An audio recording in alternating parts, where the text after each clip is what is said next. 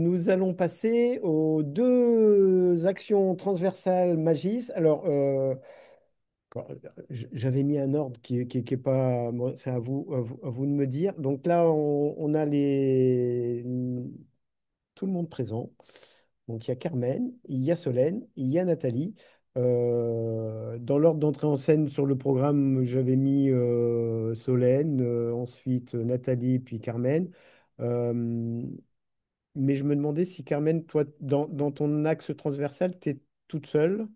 Tu t'avais dit que tu présenterais, soit on le fait à la fin, soit on... Voilà, bon, c'est comme... Ok, d'accord. D'accord. Eh bien, on va appeler à la barre Solène. C'est bon?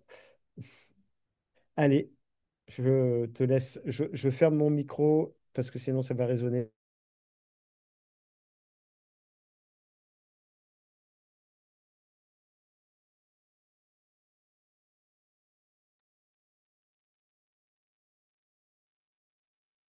On n'entend rien, moi j'entends rien en tout cas.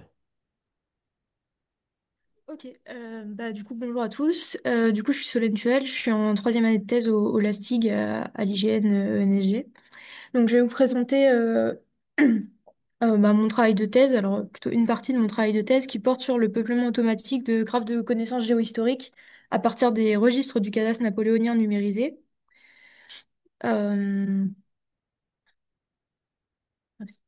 Euh, donc du coup, juste une petite présentation rapide de ce qu'est le cadastre napoléonien. Donc c'était le premier cadastre qui a été produit en France à partir du début du 19e siècle. Donc l'objectif du cadastre est d'estimer le montant de l'impôt foncier donc pour chaque parcelle et donc pour estimer l'impôt de chaque propriétaire. Donc globalement, pour chaque commune en France, à l'exception de quelques zones, on a un premier cadastre qui a été produit entre 1809 et 1850 et qui va être utilisé jusque entre 1930 et 1975 selon les communes, date à laquelle on va passer au cadastre dit moderne, rénové. Donc du coup, en termes de documents qui sont aujourd'hui conservés dans les services d'archives, le cadastre napoléonien, c'est un premier ensemble de cartes à très grande échelle avec une couverture nationale, et par ailleurs un premier référentiel exhaustif de l'occupation et de l'usage des sols pour la même période. Donc les documents qui composent le cadastre napoléonien, en fait, on a deux types, on a des plans et des registres. Donc les plans, on va avoir d'abord ce qu'on appelle un tableau d'assemblage, qui est une carte de la commune divisée en sections. Et ensuite, sur ce plan figurent les contours de ce qu'on appelle les plans parcellaires, c'est-à-dire les plans véritablement détaillés du cadastre, sur lesquels on a le tracé de chaque parcelle. Chaque parcelle est numérotée et à date du plan, on a aussi les bâtiments qui figuraient dans la zone au moment des levées. Donc les plans, ils étaient pas faits pour être mis à jour. La légende du plan, c'est ce qu'on appelle le registre d'état de section. Donc c'est le registre, on va dire, initial du cadastre, qui va donner pour chaque parcelle visible sur le plan les informations qui étaient valables à la date des levées ou approximativement à la même date. Donc il n'était pas mis à jour non plus. Et le dernier type de document plutôt, c'est ce qu'on appelle les matrices cadastrales. Donc, c'est vraiment une sorte de base de données spatio-temporelle, mais papier et remplie à la main. Euh, les parcelles étaient rangées par compte foncier de propriétaire, donc ce qu'on appelle aussi des folios. Chaque folio est numéroté. Et donc, pour suivre, on va dire, la frise chronologique d'une parcelle, il faut regarder dans un compte foncier les mentions successives du numéro de parcelle qui sont rayées au fur et à mesure qu'elles deviennent obsolètes. Et puis, si jamais, par exemple, il y a une vente, on va transférer la parcelle à un autre compte foncier et utiliser les numéros de folio avec des renvois de folio pour trouver la bonne page où est mentionnée la parcelle. Donc, il y a toute une navigation à comprendre des documents. Donc, si on pouvait extraire en masse le cadastre napoléonien, on pourrait constituer un référentiel de données géohistoriques sur tout le 19e siècle pour notamment suivre l'évolution de l'occupation du sol et des usages du sol. On peut aussi s'intéresser aux dates de construction des bâtiments parce que dans les référentiels existants, il y a beaucoup de manquants et d'approximations, voire d'erreurs à ce sujet. Donc, on pourrait utiliser ces documents pour venir raffiner les dates. Et puis, tout simplement aussi valoriser un immense patrimoine, que ce soit cartographique ou d'archives, de par sa taille et puis de par la précision des informations contenues. D'où le sujet de cette présentation qui est comment est-ce qu'on pourrait construire automatiquement des graphes de connaissances à partir de ces tables, sachant qu'il existe des travaux à l'heure actuelle sur le peuplement thématique de graphes de connaissances historiques à partir de documents qui sont plutôt des textes en prose, donc qui n'ont pas du tout les mêmes caractéristiques que ces tableaux du cadastre qui nous intéressent parce que bah, il y a vraiment tout le détail des parcelles à l'intérieur. Et que ces documents, par ailleurs, souvent, enfin, les chaînes de traitement qui sont utilisées, elles débutent souvent une fois que le texte a été transcrit. Donc, on n'a pas forcément la partie traitement d'image qui nous intéresse parce que les archives, actuellement, concernant le cadastre, elles fournissent des numérisations des documents. Finalement, il y a trois tâches à réussir à mettre en place pour produire un graphe de connaissance des parcelles à partir des registres du cadastre. Il y a déjà quel vocabulaire pour décrire les informations qu'on veut extraire parce qu'on veut extraire ce qui décrit les parcelles, mais aussi tout ce qui décrit les documents, qui est quand même assez utile aux gens qui les utilisent. On veut donc évidemment extraire les informations qui sont contenues dans les scans des tables anciennes en conservant le texte, la structure et le style qui sont visibles dans les images, mais dans une forme numérique. Et enfin, on veut réussir à enrichir sémantiquement le texte qu'on va extraire, qui, certes, est extrait, mais en fait, on ne peut pas faire grand-chose avec, mis à part éventuellement des expressions régulières. Mais sur du texte bruité, c'est vite limité. Donc, ce qu'on veut faire, c'est vraiment réussir à enrichir sémantiquement le texte extrait des images pour avoir un graphe de connaissances qui nous permet de naviguer dans les documents de manière assez efficace. Donc, du coup, la chaîne de traitement qui est proposée dans le cadre de ma thèse, c'est la suivante. En gros, on va avoir une ontologie, un vocabulaire, qui va décrire un peu toutes les et tout ce qu'on va appeler dans la chaîne de traitement, que ce soit pour l'extraction d'informations dans les images, donc c'est-à-dire on part de l'image et à la fin on a du texte éditable structuré dans une sorte de tableau. Et ensuite on va avoir la notation sémantique de table qui va faire appel au concept de l'ontologie jusqu'au graphe de connaissance finale où là vraiment on a l'historique des parcelles. Donc l'ontologie qui est utilisée dans le cadre de ce travail-là, c'est une ontologie qui a été proposée au départ par Charlie Bernard, qui est aussi doctorant au LASTIG, qui travaille sur la modélisation et les concepts qui permettent de décrire des adresses et des entités géographiques qui évoluent et dont l'existence et puis les informations sont issues de sources variées, hétérogènes souvent très fragmentaires. Donc, du coup, ce que j'ai proposé, c'est une extension à cette ontologie qui est spécifique à tous les concepts qui sont dédiés au cadastre, que ce soit la description des objets géographiques, des contribuables, des documents et de leur évolution, même si globalement, c'est assez très proche de ce qu'il y a déjà fait sur les entités géographiques de Charlie. Du coup, la deuxième étape, une fois qu'on a cette ontologie, c'est de se dire, bon, maintenant qu'on sait ce qu'on veut extraire et qu'on est capable de le décrire, on veut traiter les images que les archives nous ont fournies. Donc, souvent, les archives nous donnent des fichiers dans lesquels on a des dossiers avec plein d'images. On ne sait pas forcément ce qu'est chaque image. Donc, déjà, il faut être capable de détecter les tables qu'on veut traiter. L'étape suivante, c'est évidemment reconnaître le texte en conservant la structure tabulaire des documents. Et ensuite, avoir une phase de structuration du résultat qu'on puisse exploiter dans les phases suivantes. Donc, très rapidement, pour la phase de classification des images, en fait, on a utilisé un modèle YOLO V11. On parlait de YOLO tout à l'heure, donc c'est le même modèle. Sauf que c'est la version classifieur de YOLO qui sert à juste dire on a un certain nombre de types de pages dans des registres. On entraîne le modèle à reconnaître les couvertures, les tableaux, les résumés et les récapitulatifs intermédiaires. Comme ça, on isole les tables qu'on va pouvoir traiter. Donc, il y a plein d'approches enfin, il y a deux grands types d'approches en fait dans l'état de l'art pour traiter des tables historiques. Soit on va avoir une chaîne de plein de modèles indépendants qui vont se succéder pour faire différentes tâches, donc notamment pour reconnaître d'une part la structure de la table et ensuite transcrire le texte. Donc, dans pas mal de travaux, c'est des tâches qui sont séparées.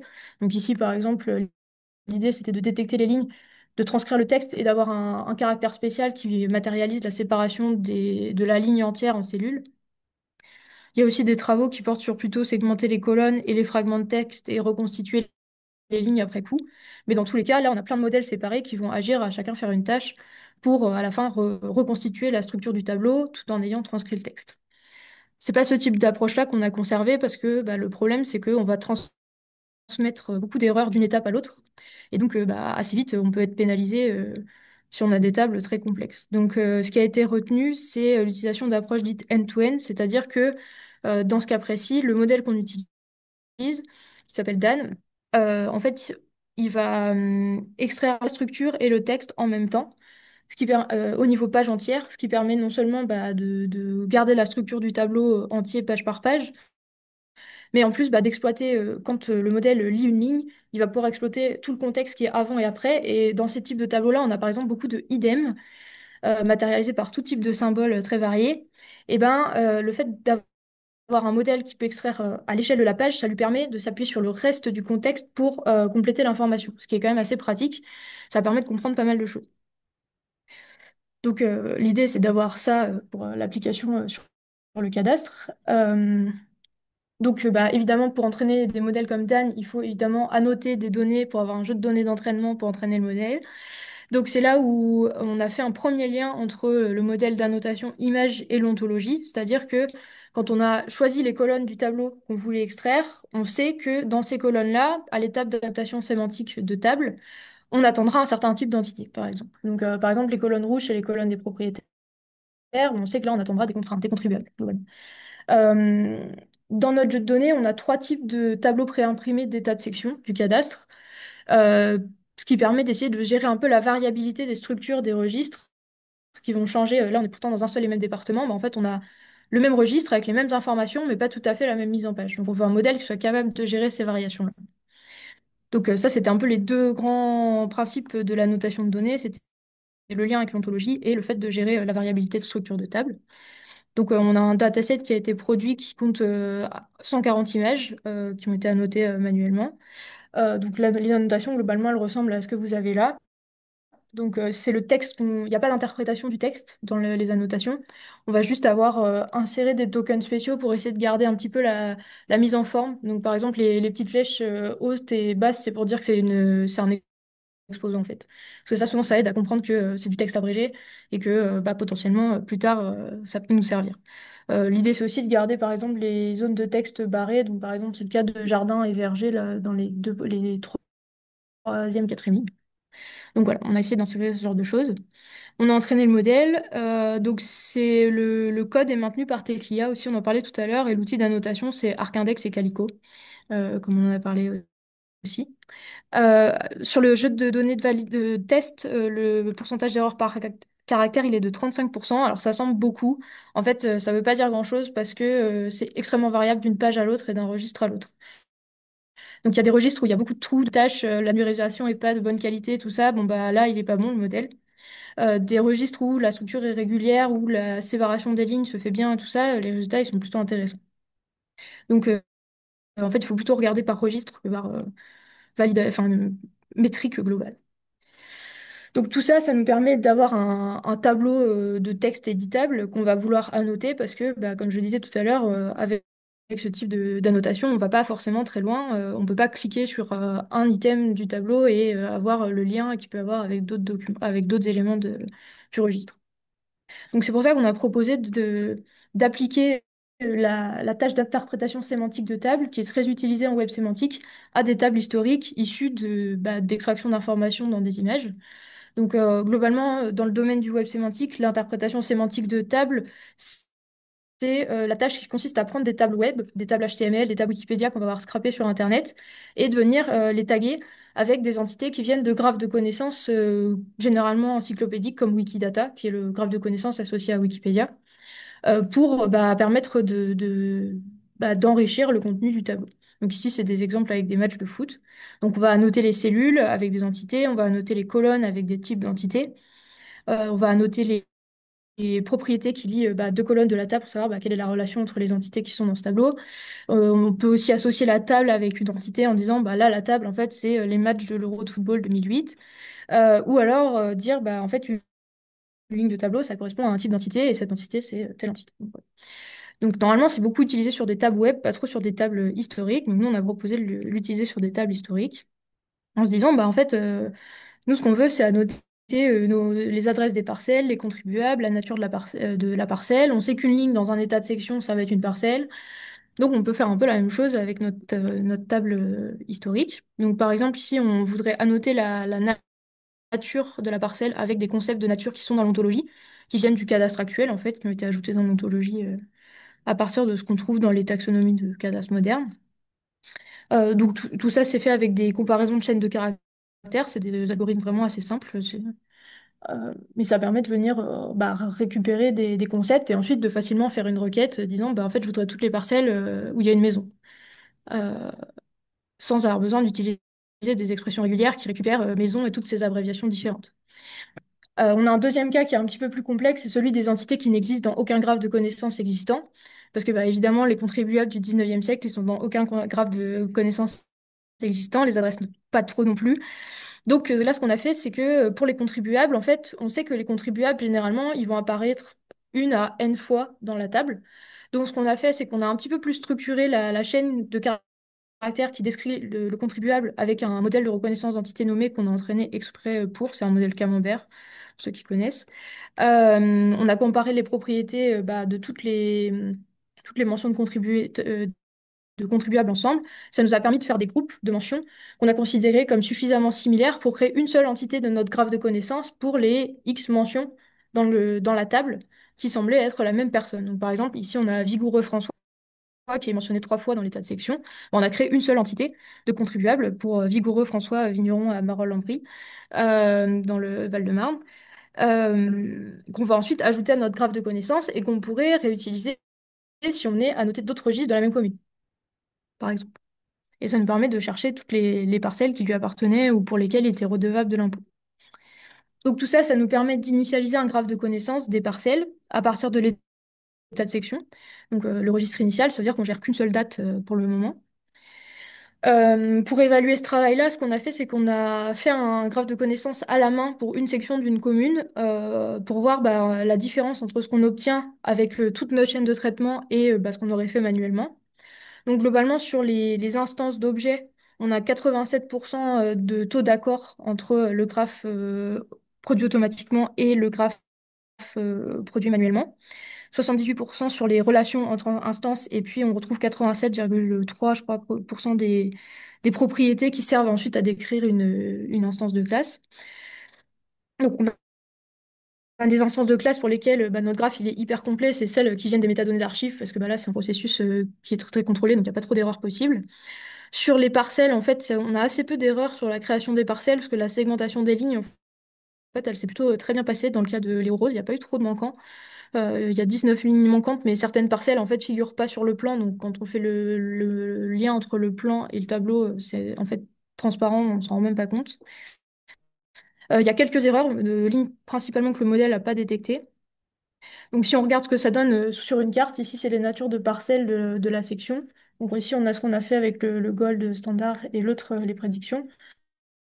Donc là, on voit pas beaucoup de différence. Il y a énormément de terre dans la section, donc c'est vrai que ça noie un petit peu l'information.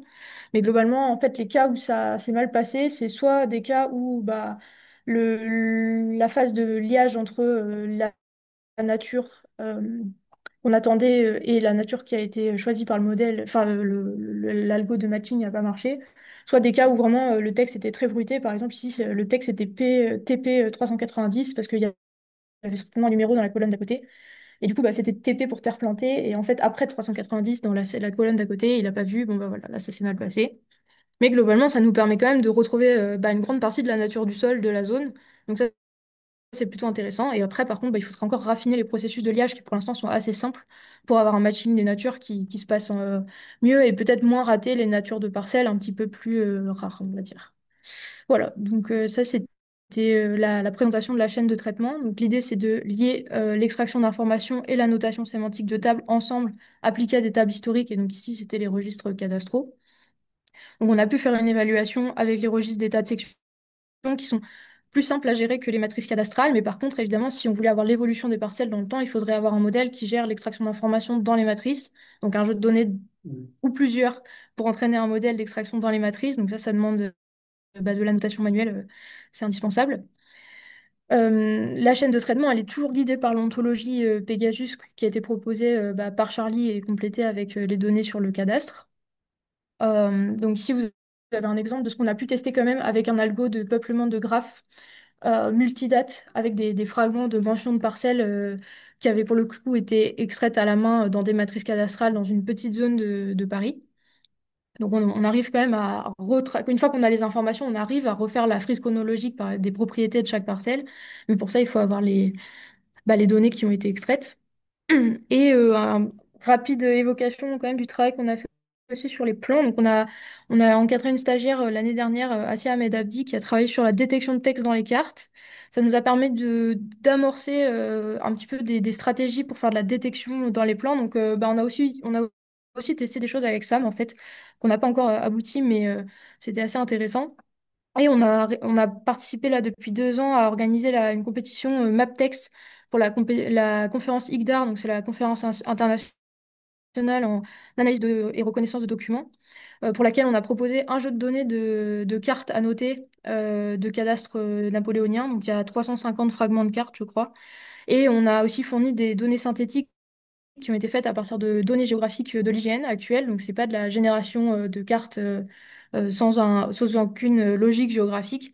On a utilisé QGIS en fait pour appliquer des styles de cartes anciennes à des données géographiques cadastrales actuelles. Ça nous permet de pré-entraîner des modèles, donc c'est assez intéressant pour essayer de booster un petit peu les performances.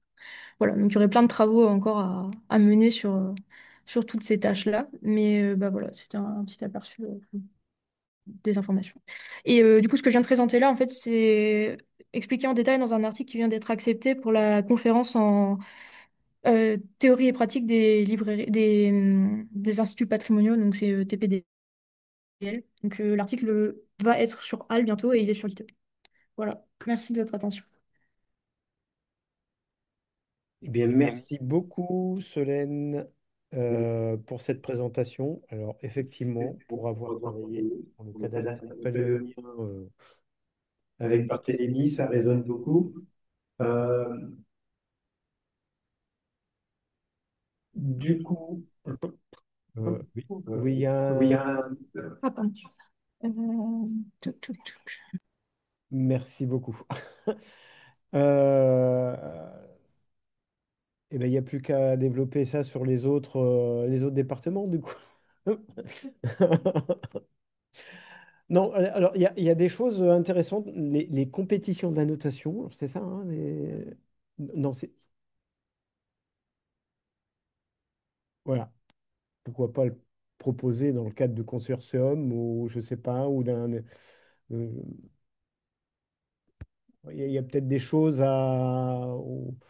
ou des tests d'annotation collective, ou, parce que ça m'intéresse beaucoup d'aller repérer effectivement du texte dans les cartes, et entre autres dans le cadastre napoléonien, c'est un vaste sujet. Et ça a déjà été un peu développé par ailleurs. Enfin, il y a des développements anglais, je crois, anglophones. Mais pourquoi pas faire de l'annotation de texte comme ça sous forme de hackathon, de compétition. Alors, je ne sais pas quel terme on pourrait employer ou quel format on pourrait développer, mais voilà. Je, je ne sais pas quel format, mais effectivement, on a déjà fait un hackathon en décembre dernier avec des étudiants, notamment de l'école des Chartes, qui testaient soit avec des tests d'outils, soit en développant des scripts pour l'occasion, pour un petit projet. Mais on pourrait faire hackathon compétition. Oui. Là, je pense que c'est une C'est- très, voilà, c'est une très bonne chose, oui. Pour faire remonter tout ça, parce que tout ce qui est comment dire, activités où on fait collaborer les gens, il y en a qui vont transmettre leurs compétences à d'autres qui, euh, Et ça peut qui sont en attente de ça. Et il peut y avoir aussi être un un peu de moyen de. développement, de dialogue, comment dire, vraiment d'échanger Ça- et de faire avancer les choses dans un dialogue à cette occasion. Donc, faire remonter, c'est une bonne piste. Magali Vato, vous avez levé la main, vous avez une question? Je vous en Ben, prie. oui, bonjour à tous. Une remarque, je me permets de rebondir parce que bah, je trouve passionnant les travaux de Solène Tual et son équipe. Et elle le sait parce qu'on a déjà été en contact. Et puis, je me permets de rebondir à ce que vous venez de dire parce qu'en fait, on a développé une plateforme qui s'appelle Cadnap 85 sur la Vendée et qui justement, il y a déjà eu 2 datatons dont le principe est de faire de la saisie des états de section de manière collaborative avec une équipe de contributeurs locaux et qui saisissent toutes ces informations qu'on a vues sur la nature des parcelles, le propriétaire, le nom du lieu-dit, et puis derrière aussi parfois des informations sur les métiers et les lieux de résidence des propriétaires. Euh, C'est dans ce cadre-là qu'on avait échangé avec Solentual pour pouvoir aussi faire une comparaison, comme elle l'a montré en Seine-et-Marne, avec les résultats obtenus donc par ces travaux automatisés, avec un travail fait par l'intelligence humaine et collective, hein. Donc voilà, c'était juste pour dire, bah, il se trouve qu'il existe aussi un outil où on peut mettre des gens dessus à faire de la saisie. Ah, voilà, ça ne veut pas dire que C'est une ça n'a bonne pas idée, ses ça. imperfections, mais ça marche plutôt pas mal aussi. Bon, c'est une très bonne idée. Bon, l'idée de contribution me plaît assez pour alimenter en données annotées, pourquoi pas. Euh, c'est plutôt pas mal. D'autres réactions dans la salle derrière les écrans?